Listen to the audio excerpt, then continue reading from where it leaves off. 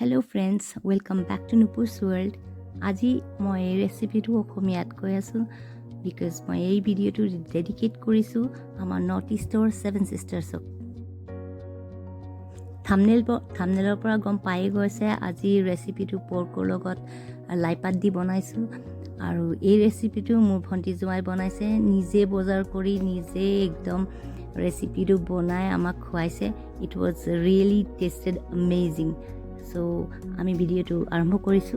এই যে বজাৰৰ এটা ভিউ মই দেখাই আছো, এইটো বহুত দূৰৰ পৰা আনিছে, একদম পৰ্ক বেলি বিচাৰি লৈ আনিছে আৰু এতিয়া মাংস নিজে ধুই মেলি একদম ৰেডি কৰিছে। বস্তুখিনি মই ডেছক্ৰিপশ্যন বক্সত দি দিম, মছলাবিলাকৰ কোৱান্টিটি গোটেইকেইটা মই দি দিম। মই এনেই প্ৰথমতে যেটো কৰিব লাগিব ফ্ৰেণ্ডছ, মাংসটো ভালদৰে ধুই মেলি তাৰপিছত এইটো মেৰিনেট কৰি 1 ঘণ্টাৰ কাৰণে মিনিমাম 1 ঘণ্টাৰ কাৰণে এইটো থৈ দিব লাগিব। প্ৰথমতে জালুক দি দিছে 1 টেবুল স্পুন। এই পৰ্কৰ লগত জালুকটো বহুত ধুনীয়া যায় আৰু এইটো এটা মছলা বনাইছে, নিজে বনাইছে, এইটো মই ডেছক্ৰিপশ্যন বক্সত দি দিম। আদা নহৰু পেষ্ট দিছে, ইয়াত জিঞ্জাৰ গাৰ্লিক পেষ্ট আৰু তেল আৰু নিমখ, বাছ ইমানেই ইনগ্ৰিডিয়েণ্টছ দি এইটো ভালদৰে মিক্স কৰি মেৰিনেট কৰি এইটো 1 ঘণ্টাৰ কাৰণে থৈ দিব। ফ্ৰেণ্ডছ, মোৰ কাহ হৈছে, বিৰাট কাহ হৈছে, মোৰ ভইচটো বিৰাট ক্ৰেক হৈ আছে, এইকাৰণে আই এম ভেৰি চৰি। আপোনালোকক মই ভালদৰে বুজাবলৈ পৰা নাই, একদম আৱাজটো নাজানো বুজিব পাৰিব কি নাই, কিন্তু মই চেষ্টা কৰিম আপোনালোকক ডিটেইলত ভালদৰে আপোনালোকক এই ৰেচিপিটো বুজাই দিবলৈ। বিৰাট টেষ্ট হৈছে, আপোনালোকে খাই চাব আৰু মোক কমেণ্ট কৰিব যে আপোনালোকে খাই কেনেকুৱা পালে বস্তুটো। আৰু এইটো মেৰিনেশ্যন হৈ গ'ল, এতিয়া থৈ দিছিলে 1 ঘণ্টাৰ কাৰণে। এতিয়া ইয়াত 6 টেবুল স্পুন অইল দিছে।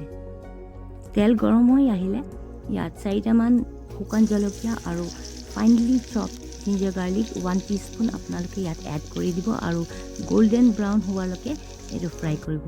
এইটো কাৰণ হ'ল এই তেলৰ ভিতৰত জিঞ্জাৰ গাৰ্লিক আৰু এই শুকান জলকীয়া ফ্লেভাৰটো ভালদৰে ওলাই আহিবলৈ আপোনালোকে দিব লাগিব।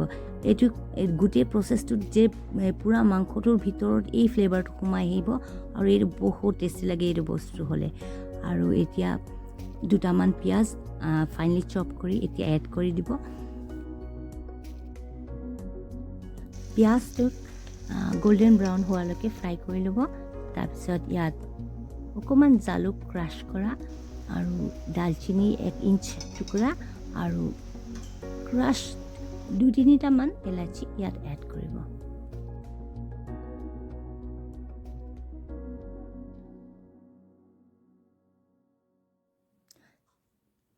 পিঁয়াজ কেৰামেলাইজ হৈ গ'ল পূৰা। এতিয়া আমি মেৰিনেটেড পৰ্ক ইয়াত এড কৰিম।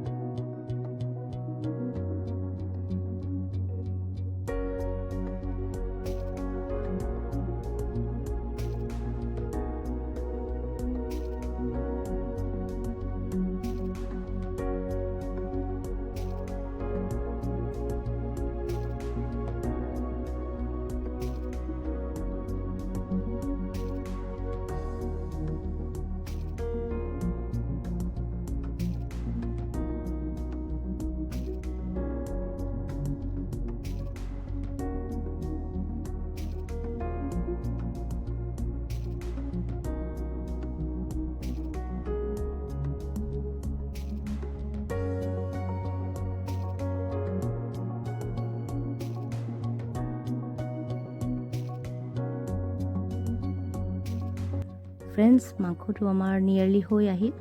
এতিয়া আমি ইয়াত গৰম পানী এড কৰিম, নিয়াৰ এবাউট 2 কাপছ আমি এড কৰি এতিয়া 2-3টামান চিটলৈকে হুইচেলৰলৈকে আমি এইটো কুক কৰিম।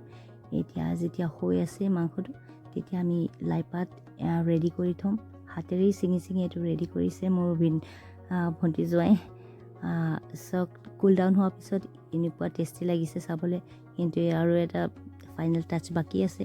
লাইপাত আমি ইয়াত এড কৰিম আৰু এই জোলৰ ভিতৰত সোমাই একদম ফ্লেভাৰটো যাতে একদম মাংসৰ ভিতৰত সোমাই যায় কলা কলা চাই লাই পাতা আনি ইয়াৰ ভিতৰত আপোনালোকে কলা কলা লাই পাতাবিলাকৰ ফ্লেভাৰ বহুত বেছি থাকে সো চেষ্টা কৰিব তেনেকুৱা লাই পাতা আনিবলৈ এইটো চাওক পুৰা জোলৰ ভিতৰত সোমাই দিছে আৰু এটা বইল আনিব ধুনীয়াকৈ বেছি বইল কৰিব নালাগে ফ্ৰেণ্ডছ এইটো লাই পাতটো অকণ ক্ৰাঞ্চি হৈ থাকিলে বেছি টেষ্ট লাগে খাবলৈ বেছি যেতিয়া সিজি যায় এইটো অকণ টেঙা টেঙা হৈ যায় ভাল নালাগে চাওক আমাৰ ৰেচিপি ৰেডি হৈ গ'ল এতিয়া গৰম গৰম ভাতৰ লগত আপুনি খাই চাব এনেকুৱা টেষ্ট লাগিব আৰু মোৰ চেনেলক নিশ্চয় ছাবস্ক্ৰাইব কৰিব ফ্ৰেণ্ডছ আপোনালোকে এনেকুৱা ধুনীয়া ধুনীয়া ৰেচিপি পাবলৈ চ' দেখা হ'ব নেক্সট ভিডিঅ'ত till then take care bye bye friends